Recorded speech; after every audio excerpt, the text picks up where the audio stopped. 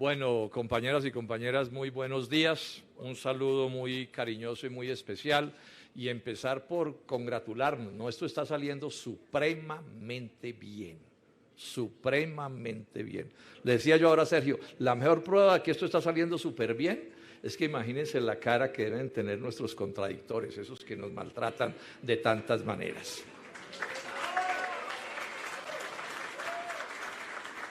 Empiezo por hacer un reconocimiento a todos quienes construyeron este proyecto. Esto no ha sido fácil, ha sido un trabajo largo. Y en ese sentido, pues, felicitar a quienes estaban en dignidad y a quienes estaban en compromiso y permitieron construir esto con años de esfuerzos. Pero además, quiero saludar también al nuevo comité ejecutivo que hemos nombrado aquí. Todos ellos son dirigentes de una u otra manera y sin ellos no podríamos hacer lo que estamos haciendo. Saludar, por supuesto, a nuestros copresidentes, a Sara Moreno y a Juan Manuel Ospina. Yo sé que lo van a hacer súper bien. Eso va a ser una llave que nos va a asegurar muchísimas cosas bien positivas. Saludar también a Alba Luz Pinilla, nuestra vicepresidenta de Dignidad, que jugó un papel súper clave en toda esta historia y lo va a seguir jugando. A Gustavo Triana, por supuesto, también mis saludos. A Jennifer Pedraza, nuestra representante a la Cámara de Dignidad y ahora de Dignidad y Compromiso, un saludo muy especial. Y a propósito, y bueno, muchas personas más, todos ustedes, pero a propósito de dejar al final a Sergio Fajardo, porque Sergio Fajardo ha jugado en toda esta historia y está jugando y jugará un papel de gran importancia. Y quiero hacer una reflexión entre las muchas que podría hacer en relación con un hecho súper importante en la personalidad de Sergio Fajardo. Característica que si no se tiene en política las cosas no pueden terminar bien. Recordemos que él era un profesor universitario y decide irse a la lucha política, que es de las cosas más difíciles del mundo.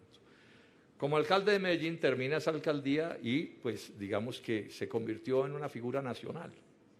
Y desde esos días, estamos hablando del 2007, Sergio, o sea que estamos hablando ya de un montón de años, ¿no?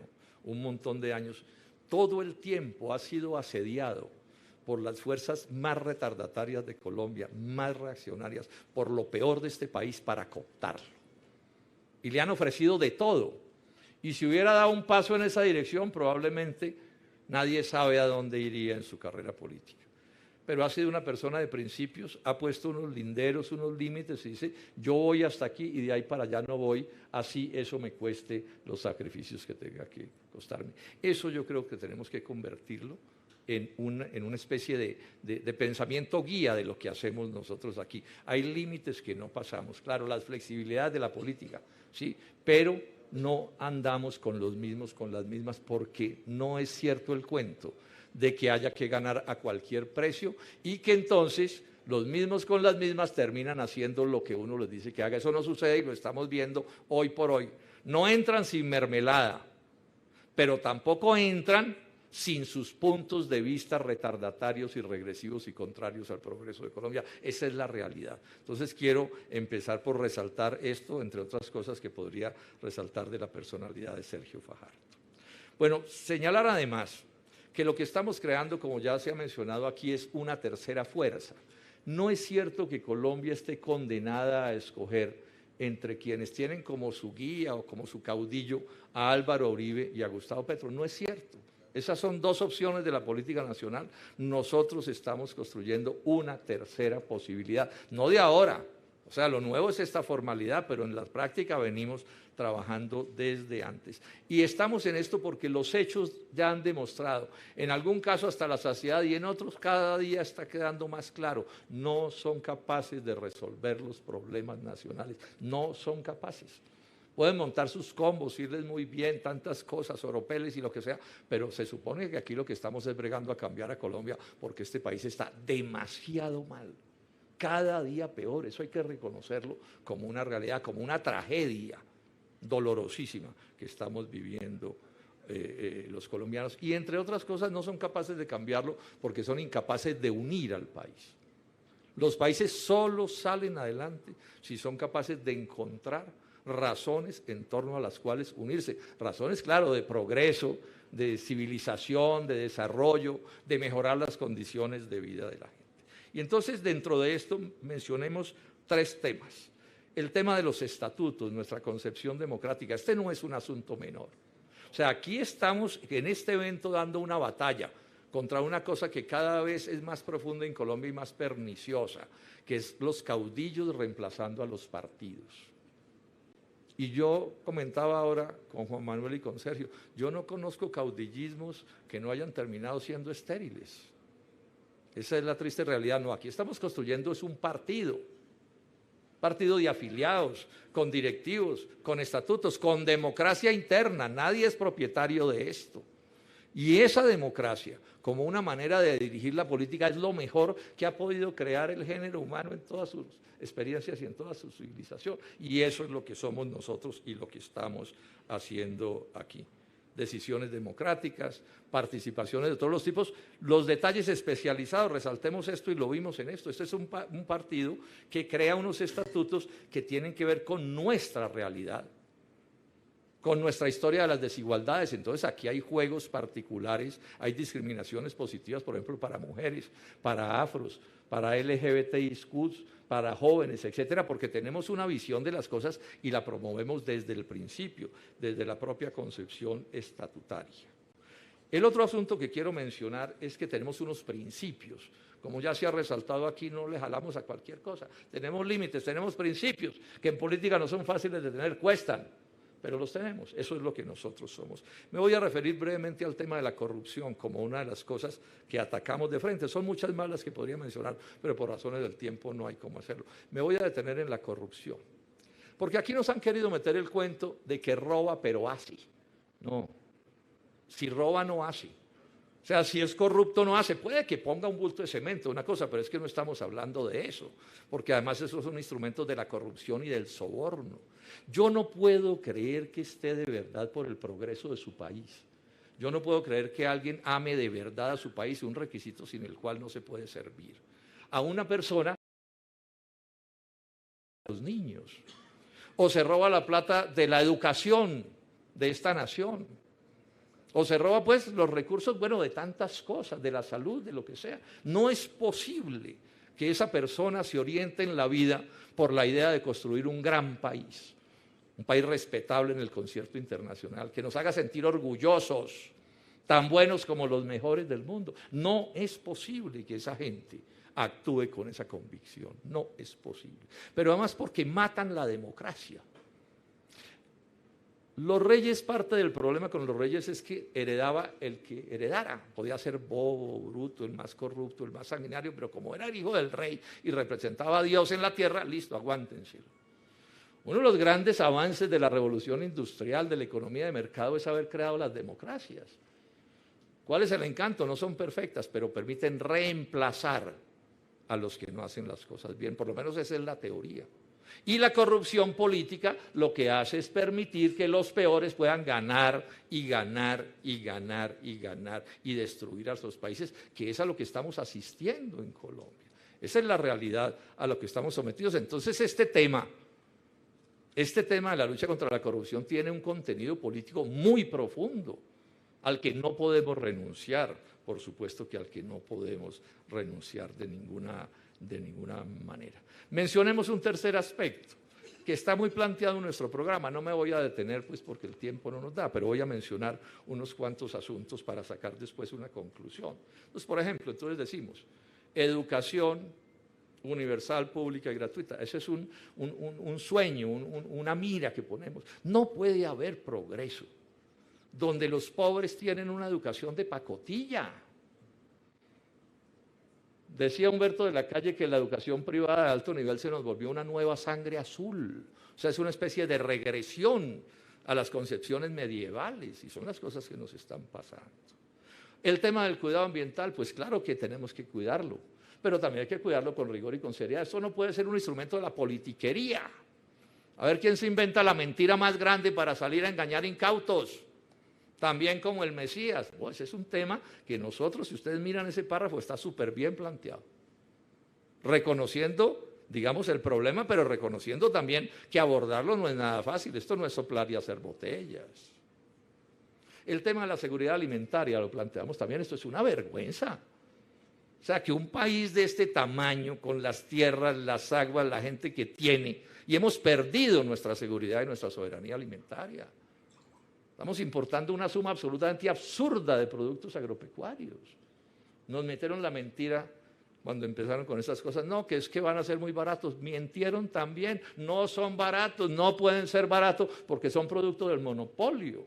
Lo pongo como otro ejemplo de cosas sobre las que tenemos que tratar. Pero además, sobre una cosa que hemos comentado alguna vez con Sergio Fajardo, uno de los líos más graves que tiene el desarrollo nacional es el inmenso subdesarrollo que tenemos.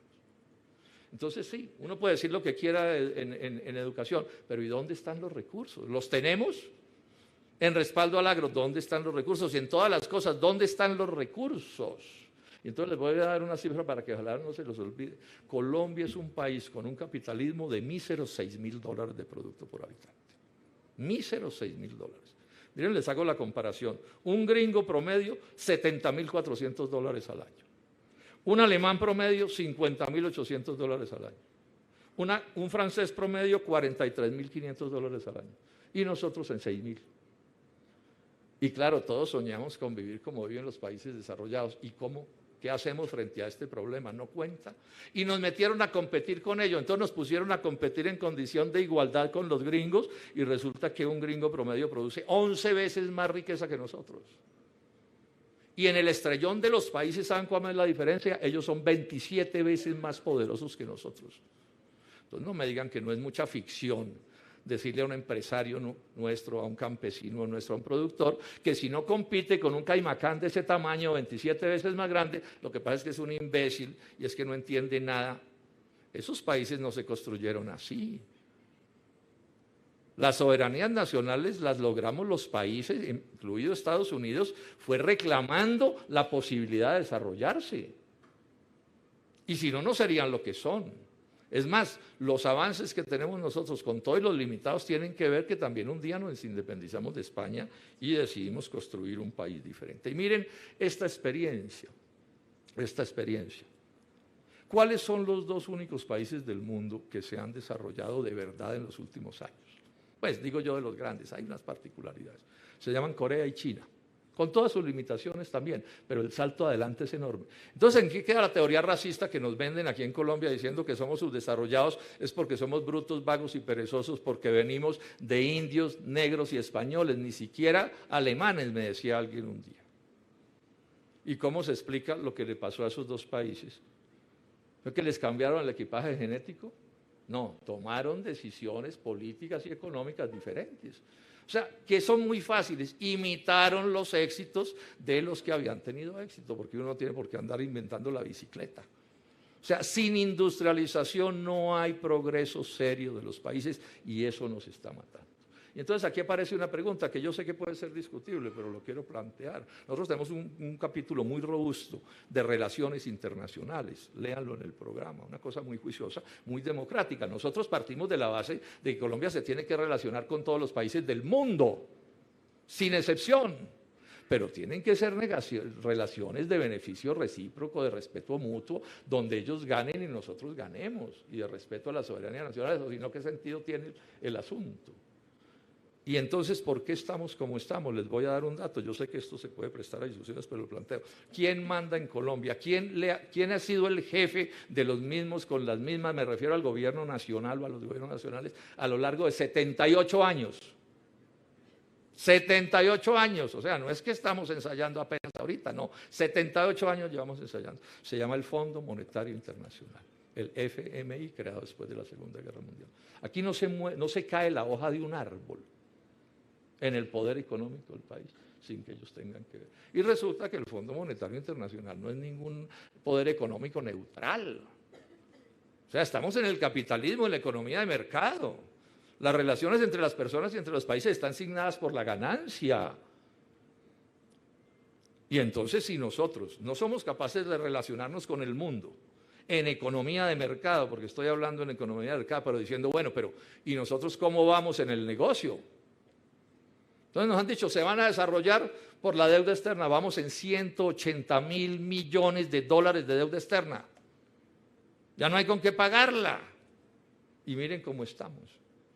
Y entonces, ¿qué? Lo que se nos viene en los próximos 20 años son otros 180.000 millones de dólares de deuda externa. La deuda en exceso lo arruina a uno, es parte de la característica. Termino entonces diciendo esto. Hay que hacer un esfuerzo muy grande para que entendamos todos que hay que crear riqueza y empleo, riqueza y empleo, riqueza y empleo, riqueza y empleo. O sea, Colombia no puede seguir siendo un país que ha expulsado en los últimos años 5 millones de personas. Si toda riqueza proviene del trabajo, ¿puede haber por crimen contra un país que expulsara a su gente? Uno de los secretos del desarrollo de Europa y Estados Unidos es que reciben y reciben y reciben migrantes, que nos convierten en el gran negocio de esos países, la gente. Y nosotros aquí expulsamos y expulsamos y expulsamos y eso no es tema de discusión. Estos son asuntos que tenemos que mirar con toda atención y discutir a fondo. Terminemos por decir esto.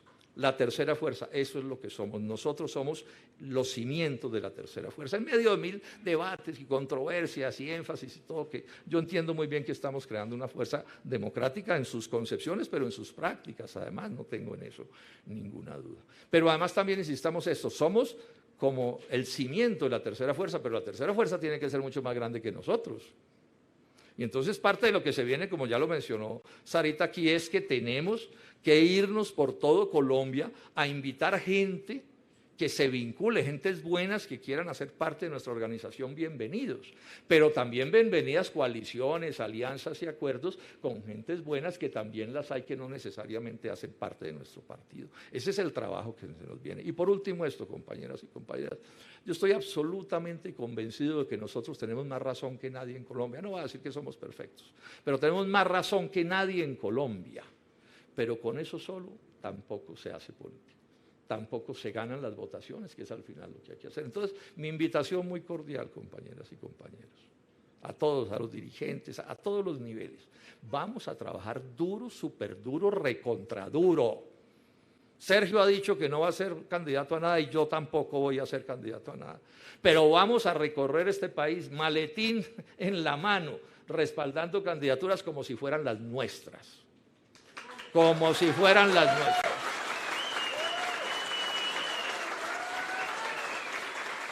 Nuestros candidatos y